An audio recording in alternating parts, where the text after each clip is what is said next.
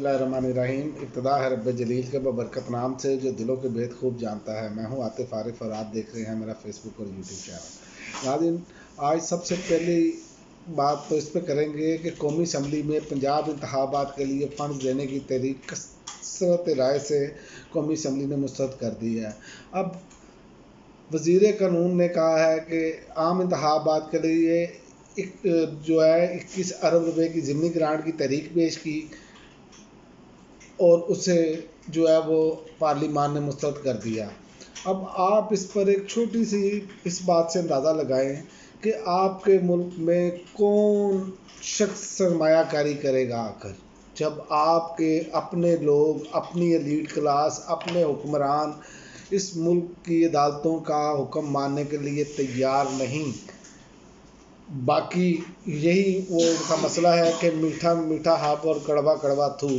इमरान खान की मर्तबा जब रात को 12 बजे अदालतें खुली तो आपने देखा कि इन्होंने कहा जी ये तो अदालतों ने कमाल कर दिया। उस वक्त नज़र नहीं आया कि पार्लियामेंट की कार्रवाई के अंदर अदालतें मुदाखलत कर रही थी, लेकिन ये ऐसे बेशरम और ढीठ लोग हैं कि इन्होंने बाज नहीं आना। और दूसरी जानिब मैं आपको बता दूं कि स्टेट बैंक ने इलेक्शन के लिए रकम मुख्तसर उन्होंने कहा हमने कर दी है, लेकिन इख्तियार हमारे पास नहीं। यानी कि तमाम अब अदारे जो हैं वो इस बात से इनकार कर रहे हैं कि हम सुप्रीम कोर्ट का हुक्म मानें और इसको बनाना रिपब्लिक बनाने के लिए मुकम्मल तौर पर बल्कि बन चुकी है। नामालूम अफराद उठाते हैं, कोई किसी को पूछने वाला नहीं है।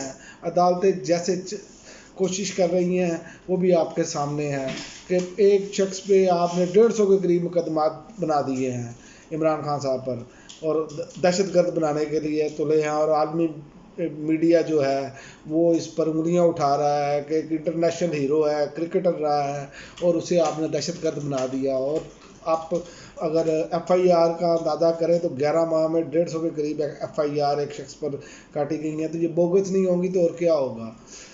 और जो इन्होंने मुज़ाकरात का राग लापना शुरू किया है, एक तरफ धमकियाँ और दूसरी तरफ मुज़ाकरात, ये मेरी समझ से बालातर है। लेकिन मैंने पिछले वीलॉग में इस पर बात की कि ये इमरान खान को धोखा देने की कोशिश कर रहे हैं, जाल बिछाया जा रहा है। लेकिन उसका जवाब आज फवाद चौधरी साहब ने बड़ा खूबसूरत दिया है। उन्होंने कहा कौमी इंतखाबात पर बात करनी है तो करें, लेकिन सूबाई इलेक्शन होकर रहेंगे, अब मज़ा आएगा। असल बात यह है कि इनको इनकी ज़बान में जवाब दिया जाए। और जो सराजुल हक साहब भागे भागे आ रहे हैं ना, उनको ये नज़र नहीं आ रहा कि एक तरफ वो मुज़ाकरात की बातें कर रहे हैं और दूसरी तरफ बंदे उठाए जा रहे हैं और हर तरह की शोला बयानी की जा रही है।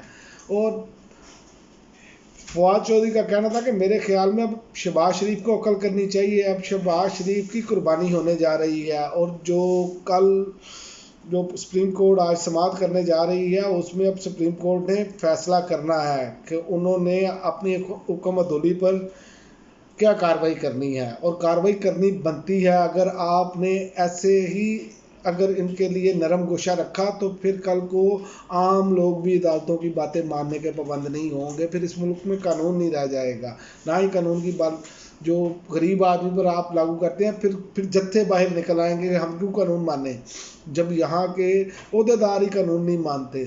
और आपने देखा नहीं है राना सनाउल्लाह कैसे धमकियाँ दे रहा है।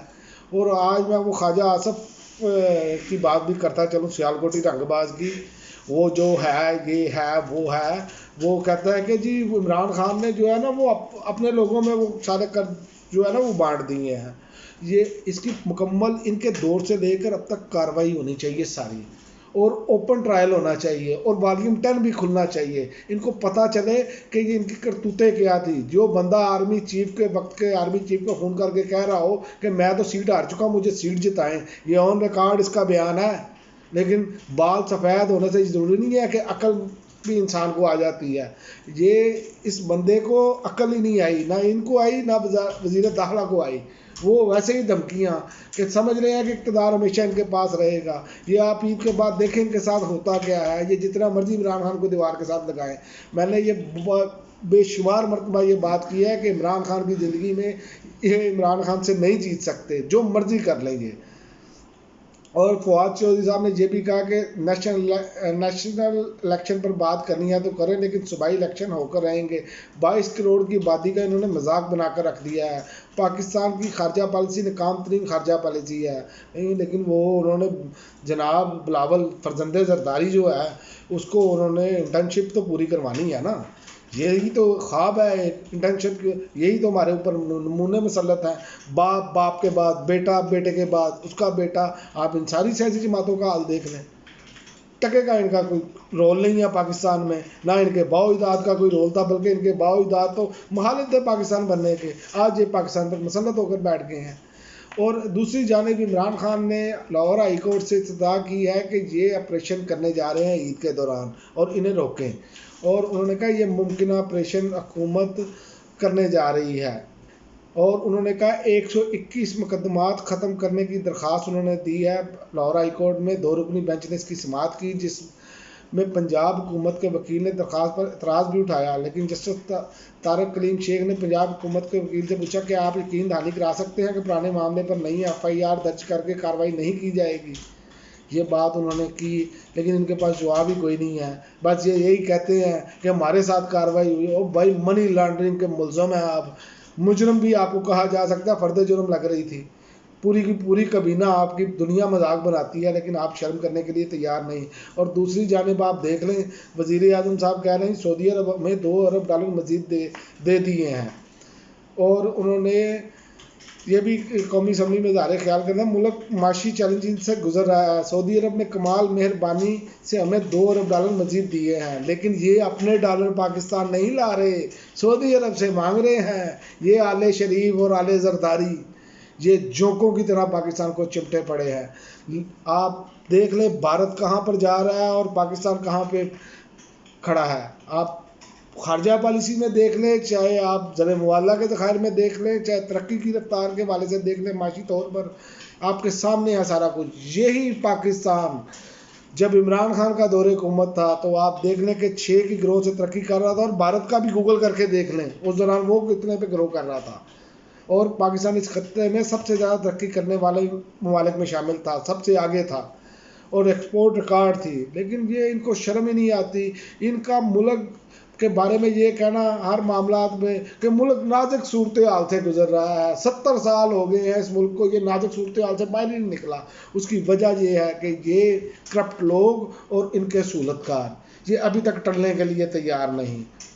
اسی لیے تو آزاد کشمیر میں آپ کلیئر دیکھیں میجورٹی ہے تحریک انصاف کی، اور اجلاس میں یہی کوشش کر رہے ہیں کہ پیپلز پارٹی کا وزیر اعظم لگا دیا جائے۔ یہاں تک تو اب یہ کوشش کر رہے ہیں، ننگے ہو چکے ہیں، ان کی لنگوٹی بھی اتار دی ہے عمران خان نے، لیکن ان کو شرم کرنے کے لیے یہ تیار نہیں۔ اسی بات پر آج سراج الحق صاحب نے کہا سپریم کورٹ اسٹیبلشمنٹ اور الیکشن کمیشن کو غیر جانبدار ہونا ہوگا، اور انہوں نے کہا کہ ہماری کوشش ہے کہ تمام پارٹیوں سے رابطہ کیا جائے، چاہے ایک نقطے پر سب کو راضی کر لیا جائے۔ یہ ملک ہم سب کا ہے، اگر نیلسن منڈیلا 30 سال لڑائی کے بعد بیٹھ سکتے ہیں تو ہم کیوں نہیں۔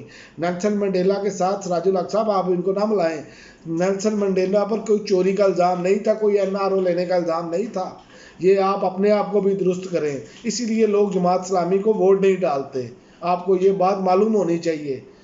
اور جو سینیٹرشپ ملی ہے آپ کو سراج الحق صاحب، وہ بھی PTI کے کندھوں پر ملی تھی آپ کو، ورنہ آپ کو یہ سینٹ کی سیٹ بھی نہیں ملنی تھی۔ اور آج جو جماعت اسلامی کا حال ہوا پڑا ہے وہ اسی وجہ سے ہے کہ آپ کسی ایک کے ساتھ کھڑا ہونے کے لیے تیار نہیں، دونوں جانب بکڑ کے کھیلتے ہیں۔ یہ بات ایک مرتبہ عمران خان صاحب نے آپ کو کہی تھی، اور جماعت اسلامی کی بہت جو ہے اس پر انہوں نے تنقید کی ان کے لوگوں نے، لیکن آپ کو یہ سوچنا ہوگا کہ وہ کہتے ہیں مولانا فضل الرحمان سے بھی ملاقات کریں گے، مولانا فضل الرحمان کی دھمکیاں دیکھیں آپ، یہ آپ کے سامنے ہے۔ اور آخر میں بات کرتا چلوں کہ یہ جو بات کر رہے تھے اپنا جو مفتی صاحب ٹریفک حادثے میں ہلاک ہوئے ہیں، مجھے یہ بتائیں کہ یہ وہی مفتی صاحب ہیں کہ جنہوں نے جو حج ہے وہ کہاں پر لے کر گئے تھے، اور یہ کہتے تھے کہ ہم نے جنازہ پڑھانا ہے عمران خان کا قومی اسمبلی میں، اور دیکھ لیں کہ پھر اللہ کی قدرت ہے کہ اللہ جس کو چاہے جس وقت چاہے بلا لے۔ یہ اسی لیے ایسے تکبرانہ جملے نہیں بولنے چاہیے، کیونکہ کل کو یہ کسی کو نہیں پتا کہ کس نے کتنی دیر تک زندہ رہنا، یہ تو اللہ کی ذات کو معلوم ہے کہ اس نے کب کس کو بلانا ہے۔ لیکن آپ اپنے جو غرور ہے وہ اس کو نیچے لائیں، اور مولانا فضل الرحمان جس ٹائم اس طرح کا غرور جو دکھا رہے ہیں اور ان کی جماعت جو دکھا رہی ہے، وہ مجھے نہیں نظر آ رہا کسی عالم دین میں والی بات ہے۔ پتہ نہیں کون لوگ کہتے ہیں کہ جی بہت بڑے عالم دین ہیں۔ بہرحال ہر بندے کا اپنا نقطہ نظر ہے، لیکن یہ جو طریقہ کار ہے نا ان کا، اور کبھی بھی یہ نہیں ہوتا کہ کوئی عالم دین جو ہے وہ چوروں کی حمایت کرے، چوروں کی وکالت کرے، کرپشن اس کے لیے کوئی مسئلہ نہ ہو۔ یہ نہیں، صرف ان کو بھی چاہیے اقتدار، ڈیزل کے پرمٹ چاہیے۔ آپ ان کی حالت یہاں سے دیکھ لیں کہ ایک دور میں یہ محترمہ بے نظیر بھٹو کی حکومت کو، عورت کی حکمرانی کو ناجائز قرار دیا تھا، اور جب ڈیزل کے پرمٹ ملے ان کو تو پھر وہی محترمہ بے نظیر بھٹو صوفے پر بیٹھی تھی اور یہ بندہ زمین پر بیٹھا تھا۔ یہ ان کے قول و فعل میں تضاد ہے۔ اور باقی انشاءاللہ تعالیٰ دیکھیں سپریم کورٹ اپنا راستہ خود بنائے گی، اور میں سمجھتا ہوں کہ سپریم کورٹ کو اپنے حکم پر عمل درآمد کروانا چاہیے، چاہے ان کو یہ ساری کابینہ وزیر اعظم سمیت کیوں نہ نہل کرنی پڑے۔ جب تک یہ نشان عبرت ان لوگوں کو نہیں بنائیں گے، یہ قانون کو گھر کی لونڈی ہی سمجھیں گے۔ اب تک کے لیے ناظرین اتنا ہی، اجازت دیجیے۔ اللہ حافظ۔ پاکستان زندہ باد۔